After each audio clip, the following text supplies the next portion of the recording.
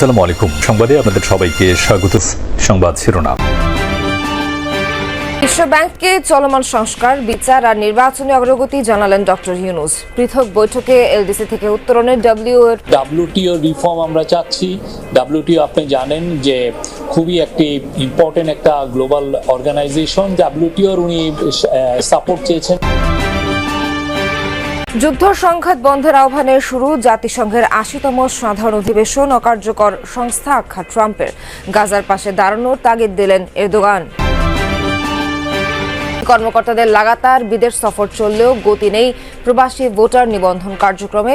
দ্রুত সক্ষমতা বাড়ানোর তাগিদ। আমাদের নিবন্ধন কার্যক্রম মধ্যপ্রাচ্যে শুরু হয়েছে আগে, যেখানে যেটা যাওয়া হয়েছে সেটাতে আর বাড়তি দ্বিতীয়বার যাওয়ার আবশ্যকতা থাকলে অবশ্যই যাব। ব্যাপক অ্যাওয়ারনেস প্রোগ্রাম লাগবে।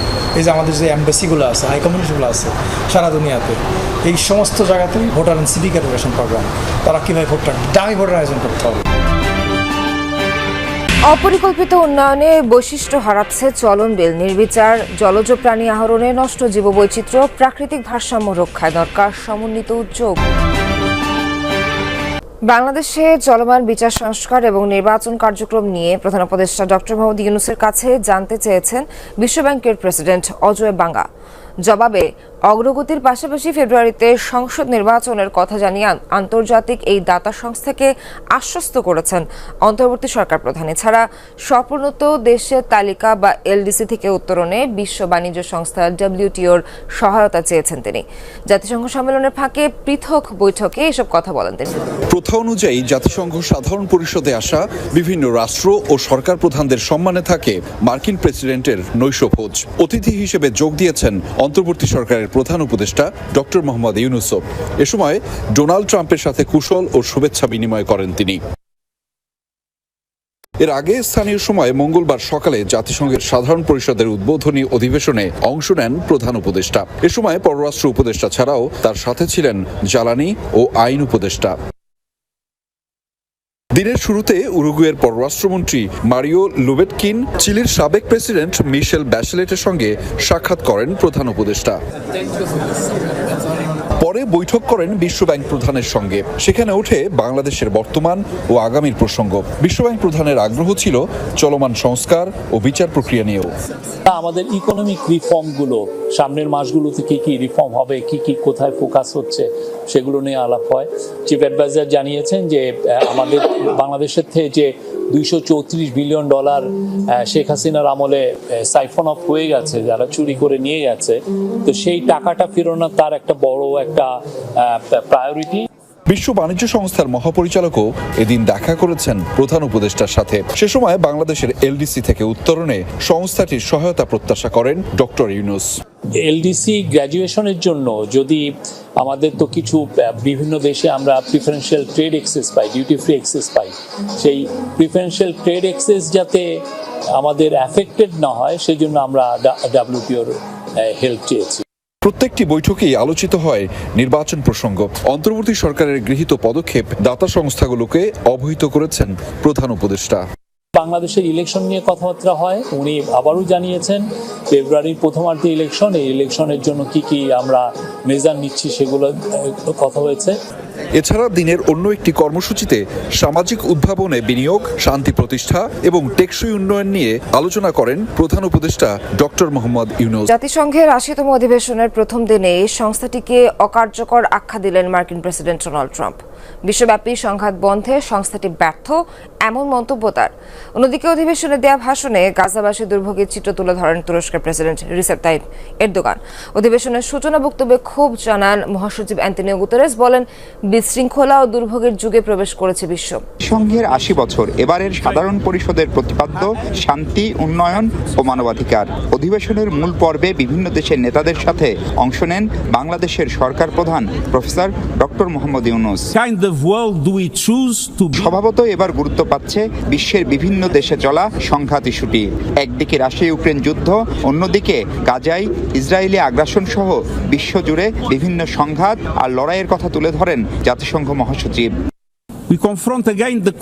আমরা বেপরোয়া, বিশৃঙ্খলা এবং মানবিক দুর্ভোগের যুগে প্রবেশ করেছি। শান্তি ও উন্নয়নের যে পথগুলো রয়েছে সেগুলো ধীরে ধীরে বন্ধ হয়ে যাচ্ছে। গাজার ভয়াবহতা তৃতীয় বছরের দিকে এগিয়ে যাচ্ছে। মৌলিক মানবতাকে অবজ্ঞা করার ফল এগুলো। জাতিসংঘের বার্ষিক অধিবেশনে আগ্রহের কেন্দ্রবিন্দু ছিলেন মার্কিন প্রেসিডেন্ট। বক্তৃতায় সংঘাত মোকাবেলায় ব্যর্থতার দায় জাতিসংঘের উপর চাপান ডোনাল্ড ট্রাম্প। জাতিসংঘের অসাধারণ সম্ভাবনা রয়েছে, কিন্তু সংঘাত বন্ধে এটি অকার্যকর। তাই আমাকেই সংঘাত থামাতে হয়েছে। আমি 7টি যুদ্ধ থামিয়ে দিয়েছি। এসব যুদ্ধ থামানোয় আমি নোবেল শান্তি পুরস্কার পাওয়ার যোগ্য। আসে স্বাধীন ফিলিস্তিন প্রসঙ্গ। এ নিয়ে আগের অবস্থানে অটুট মার্কিন প্রেসিডেন্ট।